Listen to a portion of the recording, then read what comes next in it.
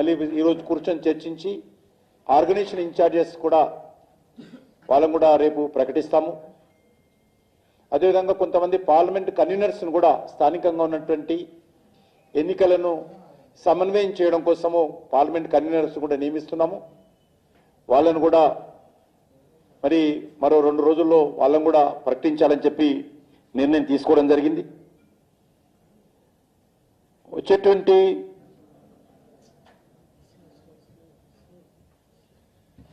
ఎన్నికలను దృష్టిలో పెట్టుకొని పార్టీ నాయకత్వం అంతా కూడా విస్తృతంగా మండలాల వారీగా గ్రామాల వారీగా పర్యటించాలని చెప్పి నిర్ణయం తీసుకున్నాం. దానికి సంబంధించినటువంటి కార్యాచరణ ప్రణాళిక రూపొందిస్తా ఉన్నాం.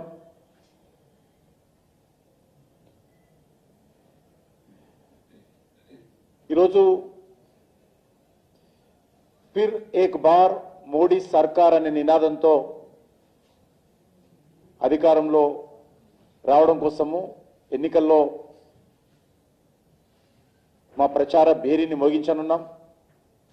సంక్రాంతి తర్వాత ఈ యొక్క ఎన్నికల ప్రచార కార్యక్రమానికి జాతీయ స్థాయిలో శ్రీకారం చుడతారు. తెలంగాణలో కూడా పూర్తి స్థాయిలో శక్తిని కేంద్రీకరిస్తాం. మెజార్టీ స్థానాలలో బీజేపీ గెలవనున్నది. ఎందుకంటే ఈరోజు ప్రధానమైనటువంటి పోటీ కాంగ్రెస్కు భారతీయ జనతా పార్టీకి ఉంటుందని అంచనా వేస్తా ఉన్నాం. ఎందుకంటే వచ్చే పార్లమెంట్ ఎన్నికల్లో కానీ భవిష్యత్తు తెలంగాణ రాజకీయాల్లో కానీ టీఆర్ఎస్ పార్టీ ఇర్రెలెవెంట్ పార్టీ అవుతుంది. టీఆర్ఎస్ పార్టీ లేక బీఆర్ఎస్ పార్టీ కేసీఆర్ కుటుంబం యొక్క ఆవశ్యకత తెలంగాణకు అవసరం లేదు. కాబట్టి ఈరోజు ఉన్నటువంటి రాజకీయ పరిస్థితుల దృష్టిలో కాంగ్రెస్ పోటీ తోటే ప్రధానంగా ఉండేటువంటి అవకాశం ఉంటుందని మేము అంచనా వేస్తున్నాం. అయినప్పటికీ ఎక్కడ కూడా తక్కువ అంచనా వేయకుండా అన్ని రకాలుగా ఎన్నికల్లో గెలవాలనేటువంటి ఏకైక లక్ష్యంతో మేము ముందుకెళ్తాం.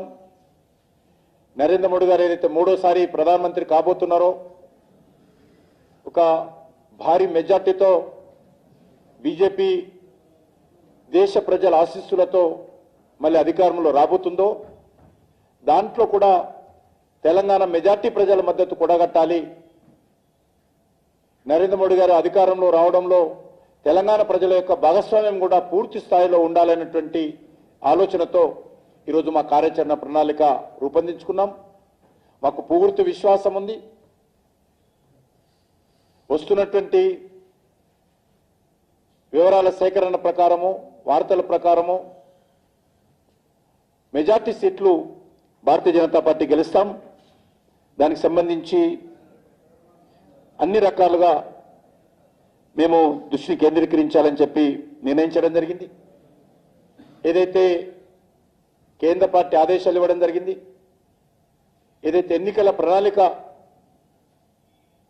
భారతీయ జనతా పార్టీ కేంద్ర కమిటీ ఏర్పాటు చేయడం జరిగింది, దానికి జిల్లా స్థాయిలో కూడా పార్లమెంటు స్థాయిలో కూడా వివిధ వర్గాలతో సమావేశమై నరేంద్ర మోడీ గారి నాయకత్వంలో 3వసారి అధికారంలో రాబోతున్నటువంటి ప్రభుత్వం యొక్క